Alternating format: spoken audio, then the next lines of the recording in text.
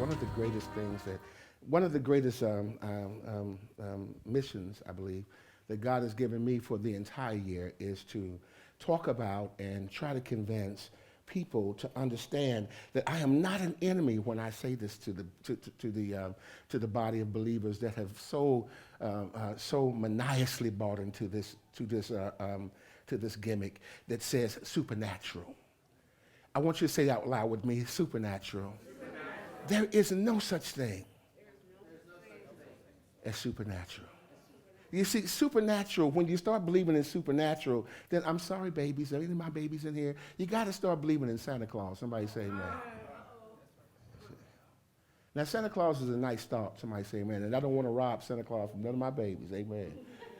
Somebody say amen, because that's not an issue. We want to live them, we want to bring them up in principled lives, and I'm not going to fight with you about whether or not you tell your kids Santa Claus is real or not. That's up to you. Somebody say amen.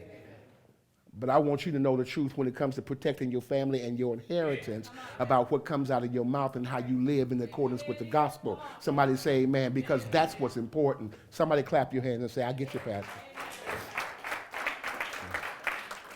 See, coming out of la-la land is what's, the church is going to have to wake up. And we've been lulled and hypnotized for the last 20 years. And we bought into and believed all kinds of craziness. Even somebody talked to me. And we brought strange doctrine into the church that was really not the will of God. Somebody talked to me. We started speaking in tongues and it became popular, which is a spiritual thing. Somebody say amen. But it became commercialized in the church. And it began to turn off a lot of people. We began to lay hands on people and they began to fall out and be slain in the spirit. It was a good thing. Come on, yeah. And God does really work like that. Yeah. But it became commercialized and it started turning people off in the church and it became a money-changing situation and a game and a gimmick. Somebody talk to me. But it's worn out. See, it's worn its welcome out. See, have you noticed I stopped laying hands on people a long time ago? Have you noticed I don't do that very, very, very seldom? Because I don't believe that the Spirit of God works in that way as we have so prostituted it to work. Y'all better hear what I'm saying. You see, Jesus didn't go around healing every blind man that he saw. Y'all see, somebody don't like what I'm saying, but I don't care. I ain't scared.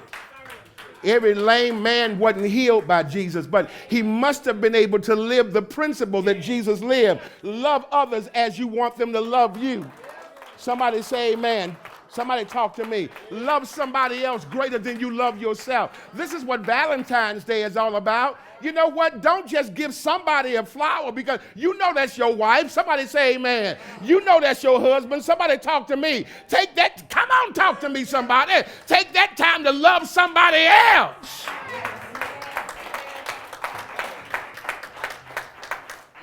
Outside of your circle. As a matter of fact, take your enemy a rose. Somebody say amen. Here's a box of chocolate. Somebody say amen. Oh, I thought about you today. Somebody talk to me. I'm so glad